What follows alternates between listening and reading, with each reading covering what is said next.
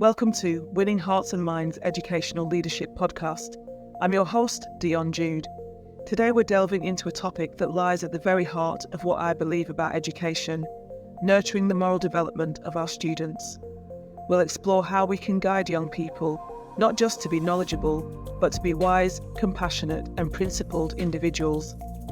In doing so, I'll share insights from my visit to KIPP schools and how I've adapted Lawrence Kohlberg's stages of moral development to create a values-driven approach in my own educational practice.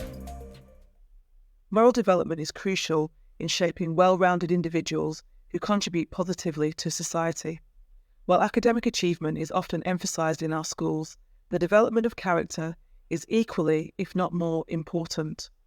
Our goal as educators should be to guide students to understand the difference between right and wrong and to make decisions based on ethical principles.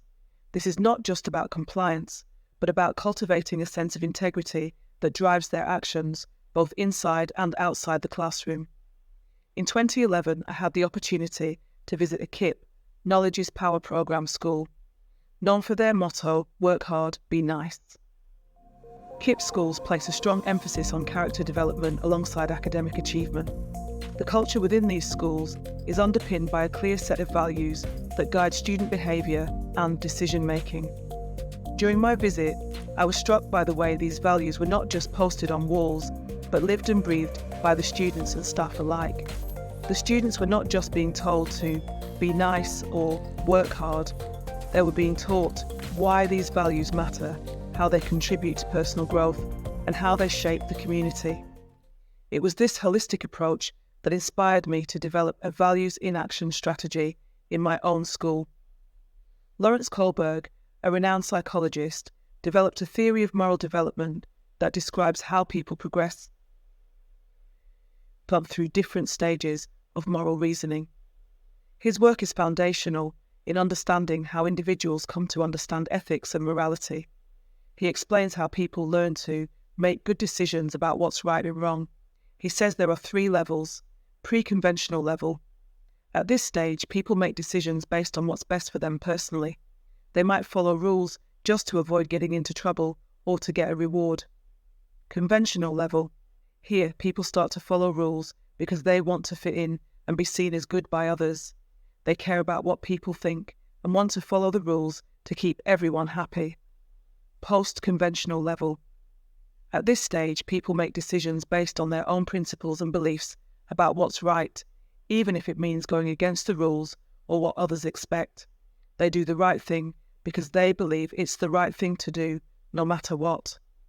Inspired by Kohlberg's framework, I introduced these stages to both staff and students. The aim was to help them understand that moral development is a journey, one that requires conscious effort and reflection. We discussed how being driven by values means doing the right thing, not because we fear consequences or seek approval, but because it aligns with our core principles. Building on the insights gained from KIPP and Kohlberg, I developed a values in action strategy to embed moral development into our school culture. This strategy focuses on helping students internalize key values of love, hope, and trust. Through regular discussions, reflective activities, and real-world applications, students learn to connect their actions with their values.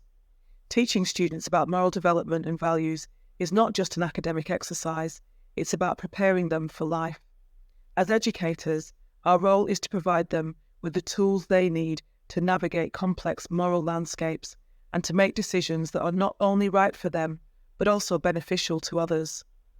I'd like to close this episode with a quote from Martin Luther King Jr., who said, "The time is always right to do what is right." As we reflect on this, let's consider how we can help our students internalize this mindset. How can we create environments that nurture not just academic success, but also moral excellence? How can we, as educators, model the values we wish to instill in our students? Let's continue to nurture not just the minds, but also the hearts of our students, helping them to grow into the morally grounded leaders of tomorrow. Thank you for joining me on this journey.